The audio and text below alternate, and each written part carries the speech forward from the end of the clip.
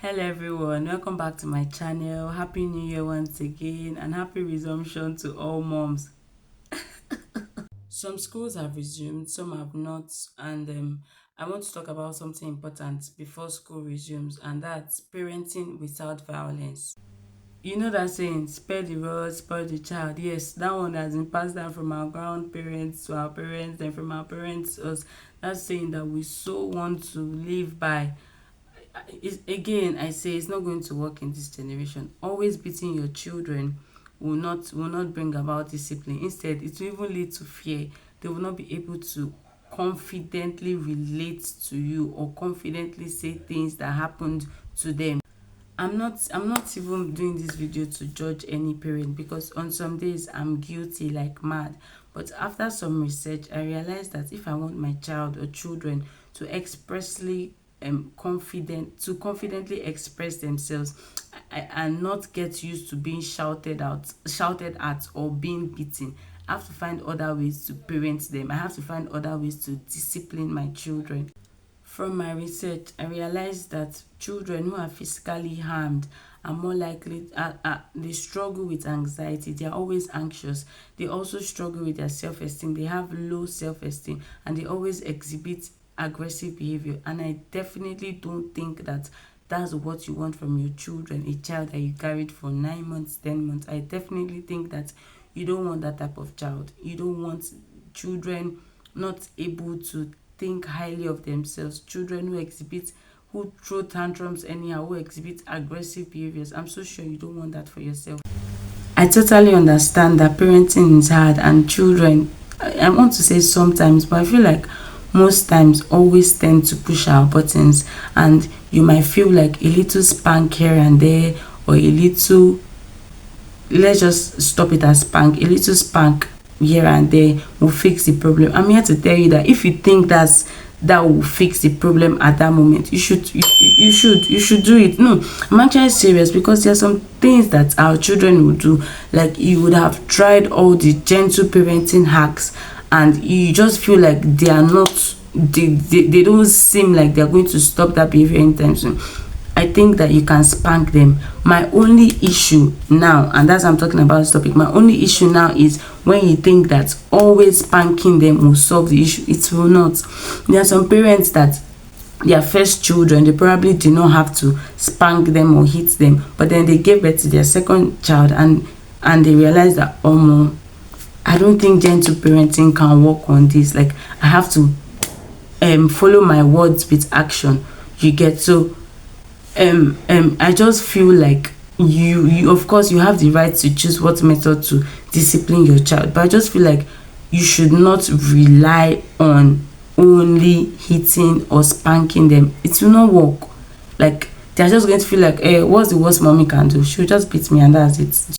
Most times sef, it's not even about the child's behavior, it's about the frustration we feel as parents. It's about the oh, my parents beat me and I turned out fine, and so I'm going to beat you and you're going to hear what, I did not kill my parents, you will not kill me, so take pow pow pow. No, this is the time for you.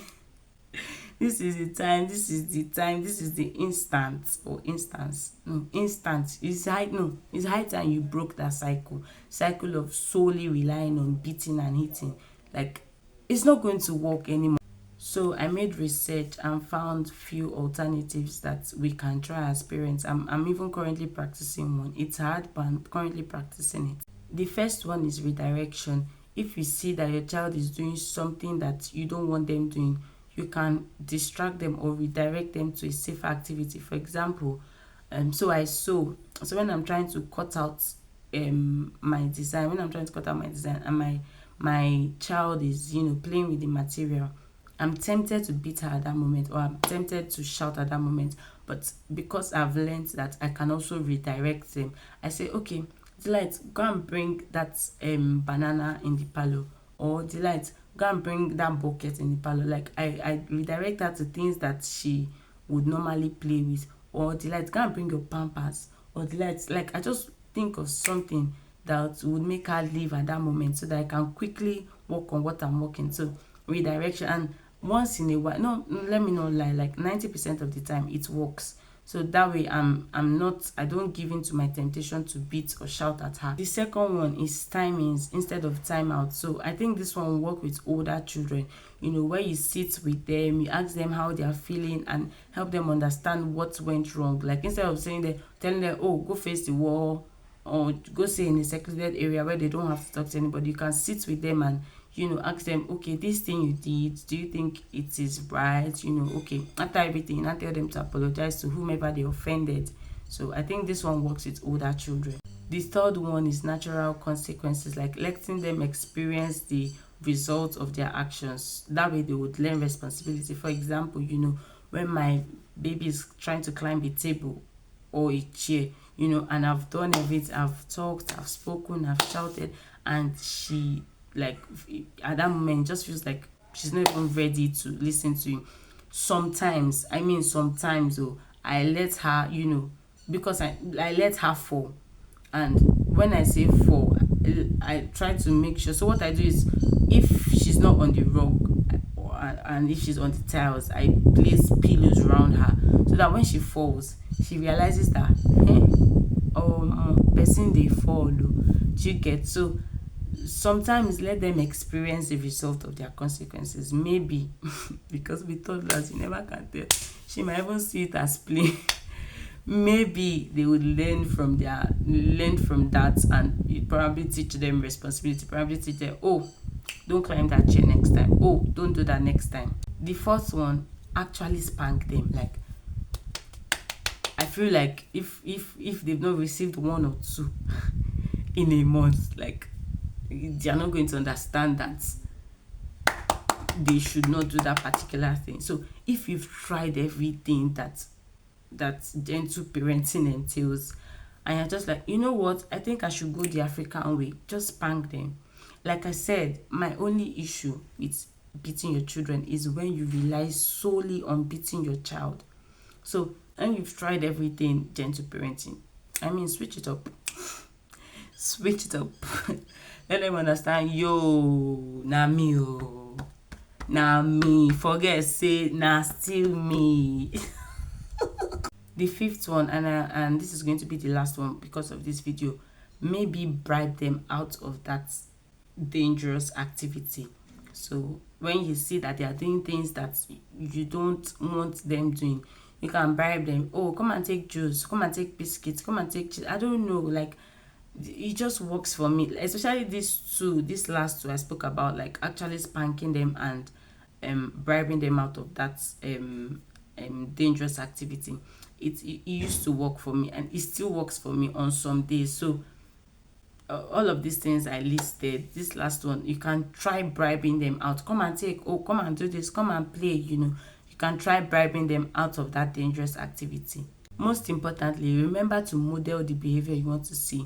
If you are calm with them, they would learn calmness. But if you react in an aggressive manner, they would learn aggression, because children are like sponges. It's whatever they see you do that they will do. So you have to make sure that at every given time you are modeling what you want them to do. Of course, there are some times where we would fail because we're not perfect, but we just have to wake up with that consciousness that today, whatever I do, my child is learning from me. So I have to do what I want them to imitate. Your child deserves to live in a home where they feel safe, valued, and respected, and not a place where they are scared to talk, not a place where they are ashamed to tell you what happened in school or what happened at the playground. And for some people, they might say, they're my children, I'll do anything I want with them, no problem. But I just want you to remember that the bruises, like the scars or the injuries that you will inflict on them when you're beating or hitting them, it may heal. Or even the shouts you give them, it may go, you might forget it. But I promise you that these children, your children, they will not forget it. Sometimes I remember the beatings I received from my parents, and I try to sit down to think that, wait, what exactly? I knew I was a very stubborn child, I'm not going to lie. But when there's this particular scar on my leg that has refused to leave, sometimes I look at it and I try to remember what happened. And after thinking for so long, I realize that, hey, God, like, I'm like, so because of this, you gave me this. Do you understand? So beat your children if you want to beat them. Solely rely on beating your children if you want to do that. But just remember that you will forget, but they, your offspring, will never, ever, ever, ever, ever, ever, ever forget. If you found this video helpful, please don't forget to hit the subscribe button.